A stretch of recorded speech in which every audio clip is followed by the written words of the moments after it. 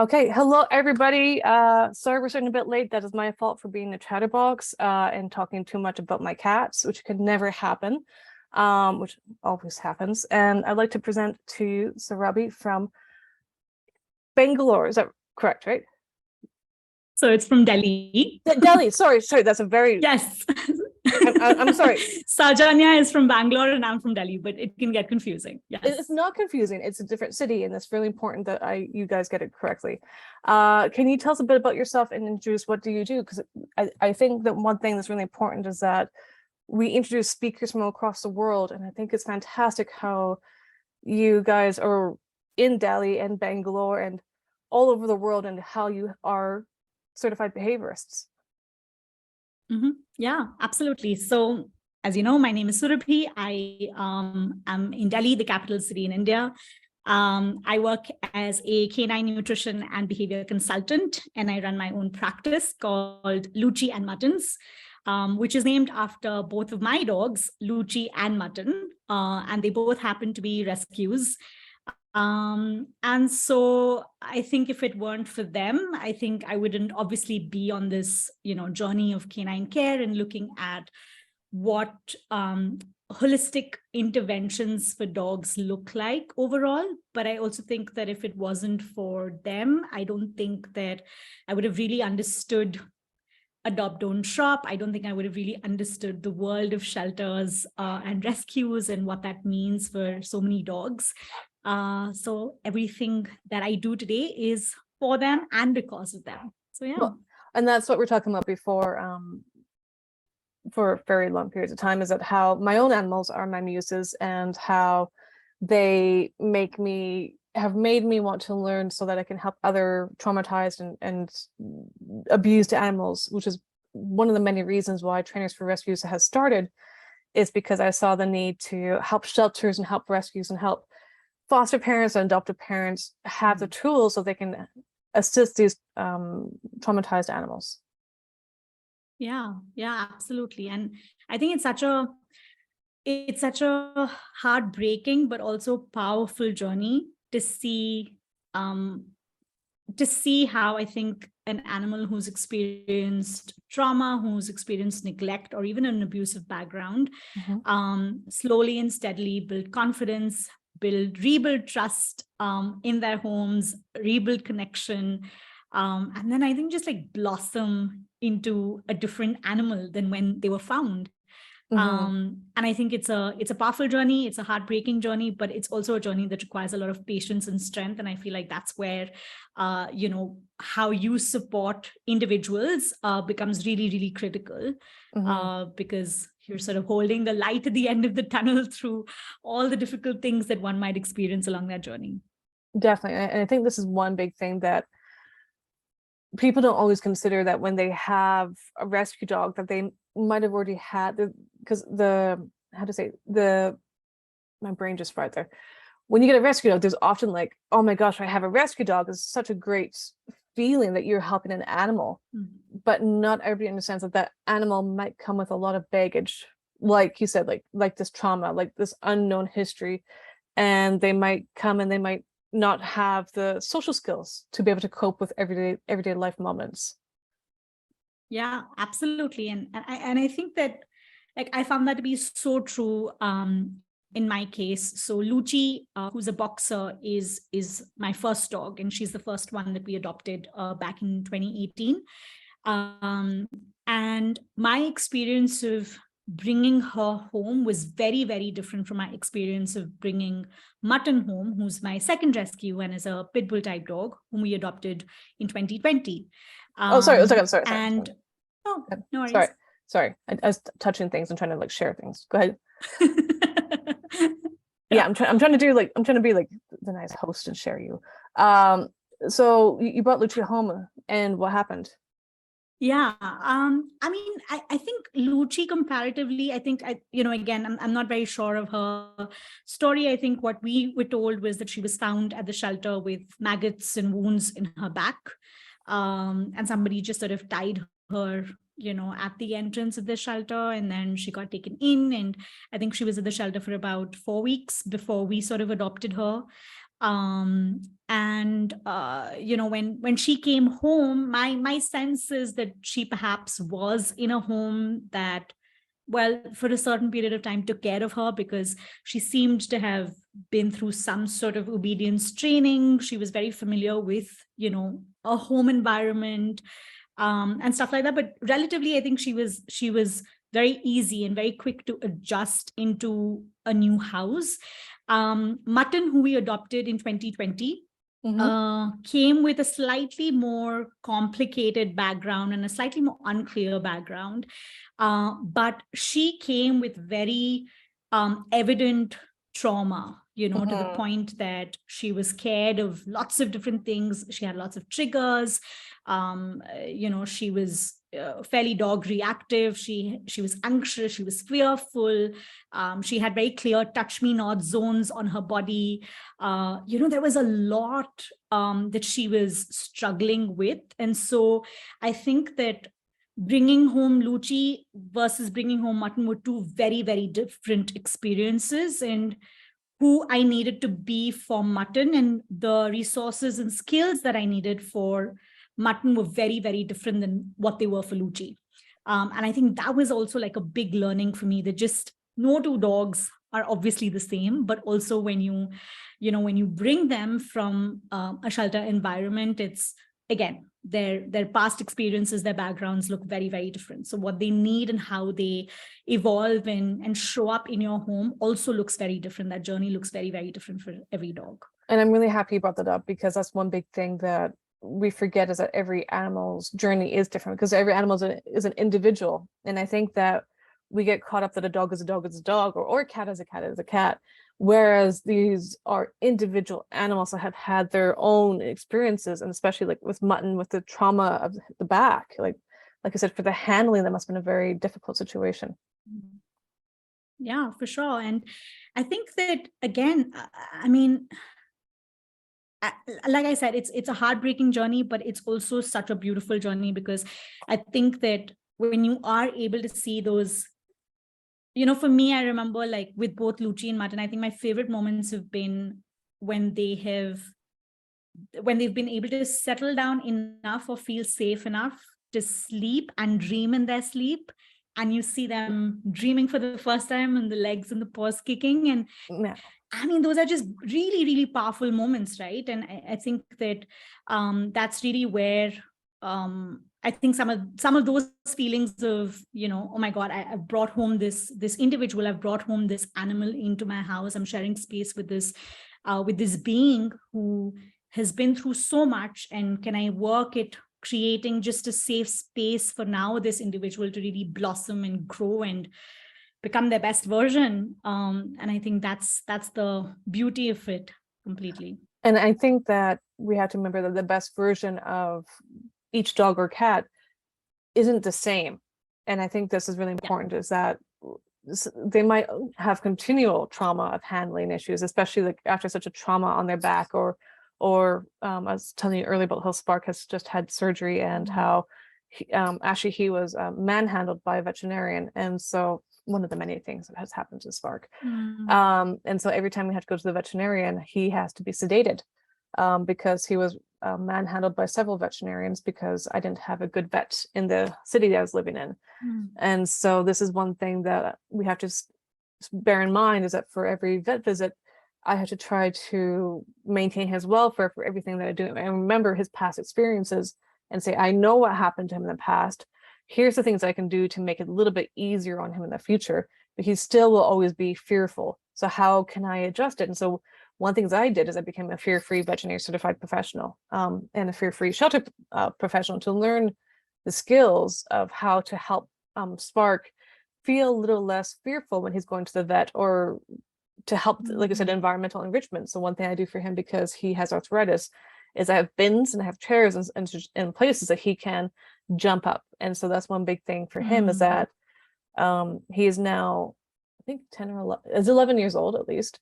And so jumping is a lot harder on him, and movement is a lot harder on him, because he is older and he was traumatized. So how can I change my environment for him that it can make it easier and he can have a better time? Yeah, for sure. And I think I really appreciate you talking about that continual trauma, because I think that's such an important piece to keep in mind. And I think of, for example, I think of trauma in the context of human beings as well, right?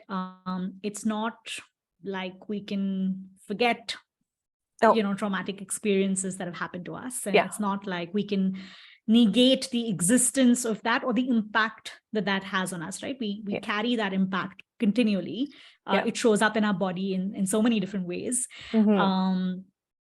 But I think what you said is important, right? I think the effort really is in how can we find ways to help any individual just cope better, Yeah. with triggers, with sort of making meaning of what that traumatic experience has been like, as opposed to thinking that, oh, now that we've brought home a shelter dog into our homes, oh, that's it, they're not going to remember or have any baggage anymore. Mm-hmm. It doesn't really work like that. It's just about, again, like I said, creating space for safety, creating space for a lot of connection, and just, I think, honoring everything that the dog or cat brings with them into this new house, right? Yeah. Including the stuff that's difficult to sort of navigate through. And I think that's really important, is that we have to see the difficulties as, I was actually talking about this with Caroline, is changing our mindfulness and changing our perspectives and saying, okay, this is a difficult situation. And instead of saying, like, let's say a fractious cat, which is a very common word being used in veterinary clinics, like a fractious cat, that's a difficult dog. Instead of saying difficult or fractious, we need to change the words and saying this animal's struggling to cope. Yes. It's a fearful cat. It's not a fractious cat. This dog is not difficult. This dog is stressed, and so how can we look at it in a different way and say, okay, the dog is not having behavior problems.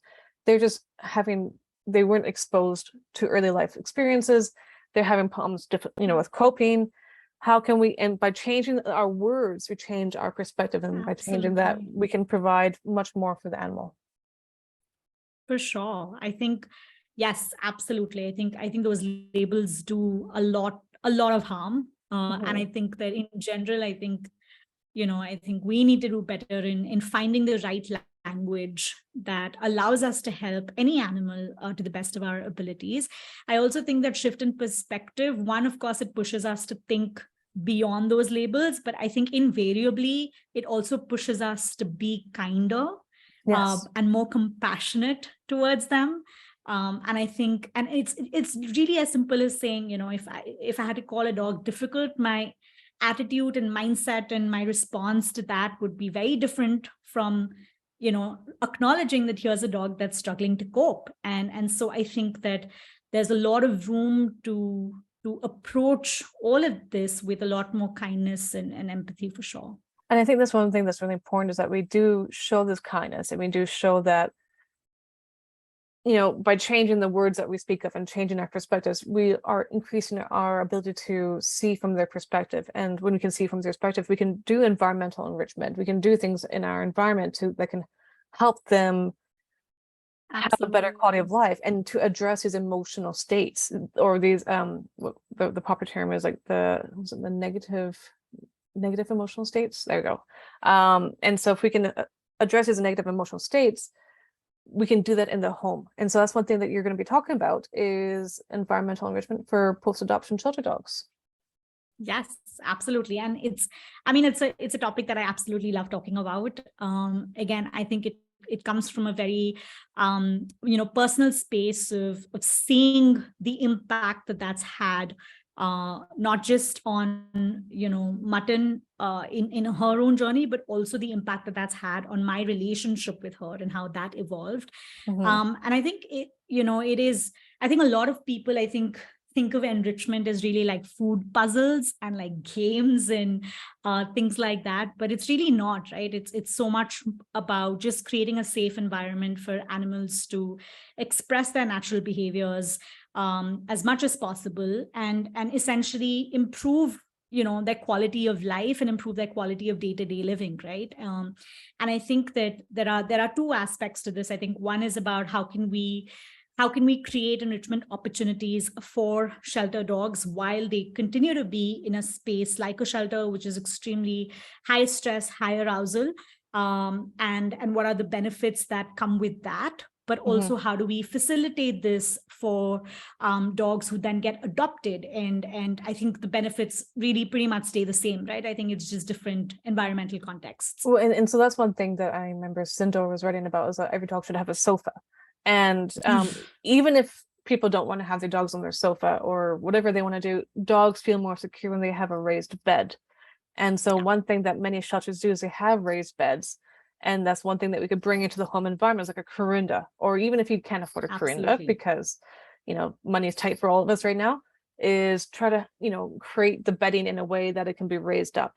Or you can even make your own. There's lots of DIY raised beds out there, like make your own raised bed, or give your dog a sofa, because dogs like sofas. They need to have a little pillow for their heads. And so it doesn't have to be enrichment. And I think that's really important to discuss, because whenever we think of enrichment, we think, like I said, food puzzles, we think food, we think anything food related or play related. And we don't think that enrichment is using different areas around their home, around their diet, around their quality of care, their like cooperative care training, to improve their quality of life. And so it's about having anything that's in an environment. So for cats, it's vertical and horizontal. It's having hiding spaces. It's having, if you have children, places away from the children, for the dog to decompress. It's all these different ways that we can have a dog, help them decompress and help them relax and be a dog. Absolutely, for sure. And again, right, I think it goes back to what is really the objective and purpose of enrichment, right? And it is towards an improved quality of life. It is towards an improved quality of day-to-day living. And when we think about that, that is such an integral part of looking at just overall dog welfare, right? And so very much like you said, it is, creating opportunities that feel safe to the dog, to everyone around, for a dog to engage in natural behaviors like chewing or digging, or things that dogs would naturally do, and give them the opportunity to do that, right? And leverage, I think, their ability to smell, leverage their ability to hear. It can be a really, really powerful sensory experience for them as well. And I think this is one thing that we forget. And so one thing I was thinking about is, like, if you look at good zoos that have higher standards of care, they always have species specific locations in their enclosures. So they have lions, they have the raised platforms, they have also the rope for them, they give them the boxes. Whereas for crocodiles, they'll do things that are different, and they'll have lagoons for them. Where they also do have the puzzles, and they do have that part. They have the environment is changed for the animal to express his species specific behaviors. And when you have a dog, how can you do things that can be a species specific behavior for that dog? Because the dog's essentially captive in our homes, and same as kitty cats. So one thing I do for my cats is I have hiding spaces, because cats are prey and predators. So when they have a hiding space, they can feel safer. So I have in my closets, I have a few boxes where they can peer out and they can feel safe, but they feel that enclosed space, which makes them feel, again, it's a prey thing, is where they have an enclosed space, they aren't going to be attacked, right? So for dogs being predators, they and using their powerful sense of smell, there's lots of things you can do in your home to, like, let's say if your dog's stressed or you need to decompress, you can do a scatter feed. It's so simple. Like you can do things, or like put like little scents that your dog has to go find these little scents. So there's so many simple things that we could do in our home to make our dogs have a better home environment, especially post-adoption. Absolutely. Yeah, I mean, I think it is definitely, I think post-adoption, it's definitely a game changer. It's also because, again, right, I think the goal here really is for dogs, very much like you said, for dogs to decompress as much as possible, to experience a more restful state. And we're familiar with that journey, right? Like when they move from the shelter, which is anyway a very high stressful space, space to a new home where there is just so much stimulation, lots of different things going on. Yeah. It takes them a while to decompress, and setting up the environment in a way that is enriching to them and for them can help them through that process.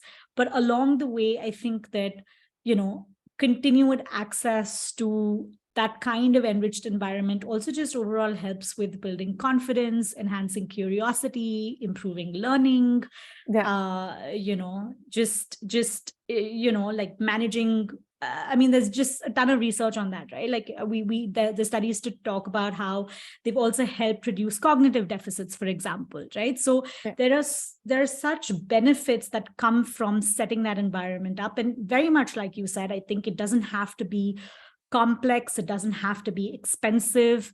I think it comes from a place of just understanding what feels species appropriate to that animal, and how can then we create opportunities for animals like dogs to engage in that. And so even the example that you shared, right? I think scavenging comes very naturally to our dogs. And so how can we just create more opportunities for them to do that? And, treat scatters are a great way of doing that.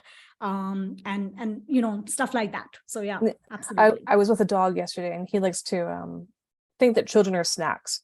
He looks at children, he's like, oh, delicious. And there's a huge group of children walking past, and I was like, oh no. Because he was like, all these little snacks are just for me. Because high prey drive, and the kids have very fast movements, and so I was like, okay, what can I do? I can do scatter feed, move at a distance where he's not reacting, and just do a scatter feed. And he just ate the food, didn't even care about the children, and he had to roll around in the grass, and he was like, we're good. And that's kind of where it's knowing, okay, these are some simple, easy things that are inexpensive that even shelters can do. Let's say for dog walking, if you're doing a dog walk at a shelter and you see that the dog wants to go eat the bird on the walk, which many dogs want to do, especially like in Canada, we have lots of squirrels nearby here. Or in many places around the world, they have lots of rats or birdies or all these different species. And so the dogs being predator species are like, we're going to go hunt them. So it's an easy thing that you can do to stop your dog from thinking of the prey drive, is just do a scatter feed. Yeah, absolutely. And again, right, I think just balance the perspective in terms of food versus non-food. I think something that, again, a bunch of us talk a lot about is the idea of a safari, right? Which I think is great for, shelter dogs. I think finding just a quiet spot, an uninteresting spot, right? It could be just the parking lot outside the shelter. It could be an empty playground. But even that, just the opportunity to explore the environment through their nose, through their ears, through so much of the tactile input. I think that, again, can be a very, very enriching experience, right? And so, again, I think that in the presentation, I do talk a lot. I talk and I give a few examples about the ways that we can facilitate environment enrichment in ways that are inexpensive, that are easy, that can also help, I think, just like bring together like communities of people, because that's such a big thing for shelters, right? To just have resources and bandwidth. And so what could that look like as well? And that's the really important thing, is that shelters and rescues can have, and that's one of the purposes of Trainers for Rescues, is that it's a like-minded community. Whether it's today or 2 years from now, the people can access these resources and kind of go, okay, here's things that I can do for the dogs in my care. And like I said, a safari is something that we forget, and we totally think, okay, we have to walk our dogs for this amount of time, we have to go back to home, we have to go this fast because that's going to tire them out. And it's actually not, walking fast does not tire a dog out. It makes a dog overexcited, because you have to think, like, moving really fast, what does it do? It releases all of this serotonin, and we're all like, oh my god, this is amazing. It's like doing like a fitness challenge. We're all like, doing push-ups, and we had to take time to decompress after the push-ups or burpees, which I really hate burpees. I refuse to do them for my birthday, because it's like the birthday burpees, and I'm like, not going to happen. So anyways, if you do a fitness challenge, if you go to, let's say, a gymnasium, you're going to take time to decompress after. So the dog that's been up for a really high energy walk is not going to be tired. They're going to be over aroused, which means high adrenaline state. Whereas a dog that's been allowed to sniff and allowed to walk around and just check out the environment in their own time, not our time, it's going to be much more tired because of the way it affects the brain. Yeah, absolutely. And I think, I mean, again, right, I think now we're getting into like the physiology of what stress and arousal looks like, but that's absolutely true. And I think the example that I constantly come back to is, I'm somebody who struggles with anxiety. And so when I'm really, really anxious at that point in time, let's say doing, a Zumba class or a dance fitness class is really not going to help me, No. because it's just going to work me up much more, Yeah. as opposed to actually doing yoga, right? Yeah. Where I am focused on slowing down, where I am focused on building balance, which again, in for dogs, it'll come in, as proprioception as a sense, it'll focus on breathing. And so I think that's important to understand and keep in mind with shelter dogs, right? They're already in such a high stress, high arousal zone that it becomes important to create opportunities for decompression, for them to slow down and just find those moments of calmness and Yeah. restfulness through their duration while at a shelter. Yeah. And I think this is one thing people forget, is they forget that shelters are a very stressful situation. Like there's dogs barking, there's unknown dogs, there's unknown people. People are handling the dog every single day. The dog is going to the vet clinic, which is all part of the shelter environment. Yeah. But for a dog, even like, so let's say in Delhi, you have a lot of street dogs. So a lot of street dogs do not in any way live in such an environment. This is a shelter is a necessity, but it is an unnatural environment for a dog. So let's say we'll look back and take it back to a street dog who might live in a group, not a pack. They'll live in a social group with their buddies or their whoever they have bonded with, whether it's family or otherwise. And they just walk around very slowly, sniff and try to find some food and go back and have a little snack, sleep, and then they kind of move forward and keep going. Whereas in a shelter dog, it's consistent, and so we have to remember, like, when we take a dog out of that environment, it can't be, it has to take time to decompress. Yeah, absolutely. And I think it's interesting you brought up, the example with street dogs, because again, I think what's important to keep in mind with dogs in shelters is, over and above everything that you said, it's also an extremely disorienting process, right? Yes. It's a very, very disorienting experience. Yeah. Let's not forget the social pain that they are in that point in time. Yeah. They're abandoned, or they're abandoned in just very, very different circumstances, right? Yeah. Abandoned or traumatized. And so there is pain. Absolutely, right. And so there is pain that they're carrying then and there, right? And it's social, it's it's psychological, it's physical, all of that together. This is a disorienting experience. And I think that they're completely in that space. Unfortunately, they're also completely robbed of any sort of free will or agency or choice. Yeah. And that can have such, again, we know this, that consistent lack of agency can also create a state of learned helplessness. It can really, shut down any individual. And we see that also with shelter dogs, right? Repeatedly, who've not been adopted, who've stayed on for years and years in the same setup without any access to enrichment, without any opportunities to sort of really explore and step out. Yeah, I did a course recently by Wild Welfare about qualitative care for captive animals. Long story that, but one thing that they brought up was, when you give more control to the animal, they have more choice. And it's not control as in like oppression. It's more like they have control over the environment. They know what's going to happen. There's predictability. This is my safe spot, versus I have unpredictability, so therefore it's not safe. We can even bring it down to, let's say, taking a cat to the vet. When you introduce a cat to the vet, you introduce the care to them on a consistent basis. You introduce the handling to them beforehand, and so it becomes more safe. They have the predictability of, I expect what's going to happen. And so when you have more choices, so let's go back, we give them more agency over the environment. We give them more choices.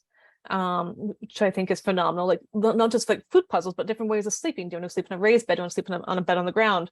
What do you want to do? And then when they have that, they have more confidence. And when they have more confidence, you have a dog who then can cope. Yeah, absolutely. And again, I think I think we underestimate the importance of predictability and consistency. And we underestimate the impact that has on making an individual feel really safe and comfortable. And when individuals feel safe, when individuals feel that sense of confidence, they're also willing to take more risks, right? They're also willing to explore more. They're also willing to show up in different ways and lights. And that's really where I think personality emerges. And so I think even for shelter dogs who are looking at, let's say, adoption outcomes, I think facilitating some of these parameters can be really, really helpful, because what that does is, it allows potential adopters to see these dogs as their personalities emerge, right? And in different light outside of just a dog that's in a kennel and struggling. And I think this is fantastic, because I think that when we look at a dog, when we love a dog, we love that individual for all the eccentricities that they have, whether they are struggling or not. It's more, we love that individual soul, let's put it that way, or in the dog form, or the kitty form, because we can't forget the kitties. And so when we do help them feel safe, when we do use these things that you're going to suggest, you see a whole different animal, and when they feel safe, they can show and be like a doofus, and they can, they can show their funny side and their quirks and their personality. And that's what makes them so endearing. Absolutely, for sure. And I think that's the joy of being. Of course, there's a part of, I want to do good, and I want to save an animal, which comes in, of course, when we are looking at shelter dogs and shelter cats. But also there is joy in being a caregiver and a pet parent. And I think that joy comes from both individuals, both the human as well as the animal, feeling safe and connected with each other. And I think that there are lots of things, including enrichment, that can help them get there. Do you have, we're now at 30 minutes. Do you have anything else you'd like to mention before we end this Facebook Live? No, I think I'm really excited for my talk. And I am too. Everyone else is too. We're going to be posting the exact dates of the talks. She's going to be doing a recorded one and a live Q&A afterwards. The workshop will be July 10th to 17th. And if you can't make it, it'll all be recorded, because life happens, and I understand that. And it'll be on my Think If It platform. So if you've not got your tickets yet, don't worry about that. Tickets are still on sale until the end of the month. So thank you so very much for your time. Just hold on for a moment afterwards, and I'll give a little chat. We can talk more about my cats after, which might take forever. But thank you so very much for your time, and we'll be talking to you soon. Just 1 second.